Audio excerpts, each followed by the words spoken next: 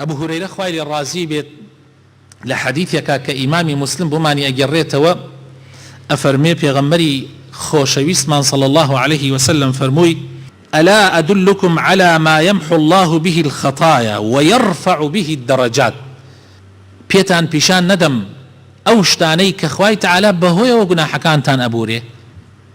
لقناح كانتان خوش به وبلو بايتانيش برزكاتوا وتين بلى يا رسول الله بلى يا رسول الله فرموي إسباغ الوضوء على المكاره فرموي دزنيوش قردن بجواني بوشيوي كهاتوا جواني أوي بوشيوي كلسنتي في غمرها هاتوا صلى الله عليه وسلم أو دزنيوش قردن بوشي وازا أو إسباغ الوضوء هر كسي لكاتيك كحزنك دزنيوش بقري بهوي سرماوة بهوي نار راحتي وهلاكي ودزنيوش بقري أو دزنيوش قردني أبيت معي كفارتي قناحكاني ولخطبي بيشو عرزم كردن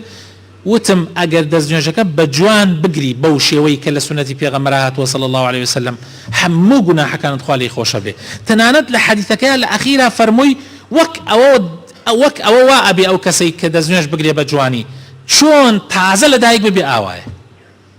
أو نخواي قوري لقناح كاني باكي كاتو پاشان بيغمر صلى الله عليه وسلم هر بيمان بيشانه دا چي شتيك بلو بايمان برسر كاتوا خواهي قورائي كاته هوي قناحي كفارتي قناحا كانشمان فرموي وكثرة الخطى إلى المساجد زور هنگاونان بو مزگود هول بدن كدين بو مزگود با پی بين بو مزگود هول بدن تا اكري اگر ماليشتان دوره هول بدن هر با پی بين بو مزگود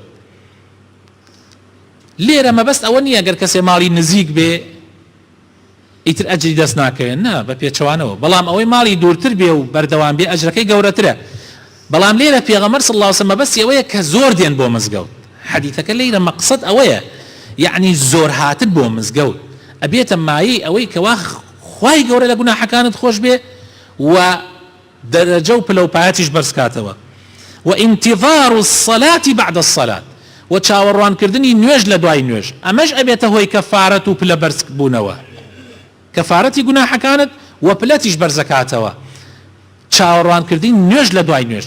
يعني بون من نوجي مغرب چاوريب كي لمزقود حتى نوجي عشاده اما يعني اجركي زور زور قوريه او سنة الزور بي مسلمانان جيب جيناكن كسنتك زور زور بيروزيشه پیغمبر خدا صلی الله علیه وسلم فرموی امی اخیریان فرموی فذلكم الرباط فرموی او دانش نکدا انشي نوج لدواي نوج چاورواني نوجكي فرموي أموك أو واي للرباطة بالرباط زان چيا رباط أويك لبيناوي خوا بروي بو غزا برانبر بدجمن راوستابيتي لدقيقة لواني بكجري